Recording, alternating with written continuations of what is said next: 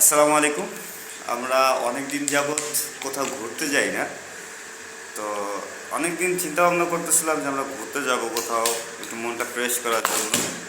কাজের এত পরিমাণে চাপ ছিল যে আমরা কোথাও তো যাই হোক, আমরা ঘুরতে যাওয়ার জন্য সম্পূর্ণভাবে তৈরি, যে যার মতন তৈরি হয়ে নিয়েছি। তো আমরা বের হচ্ছি সেই গুরুত্বপূর্ণ গন্তব্যস্থানে যাওয়ার জন্য। সবাই কিন্তু আমাদের সাথে থাকবে গুরুত্বপূর্ণ জায়গাগুলো কোথায় সেটা দেখার জন্য। তো এই বড় ভাই নামতেছেন গাড়ি নিয়ে, আমি এই গাড়িতেই উঠবো, আর ওই যে পিছনে যে কথা বলতেছে উনি আর একটা গাড়িতে উঠবে।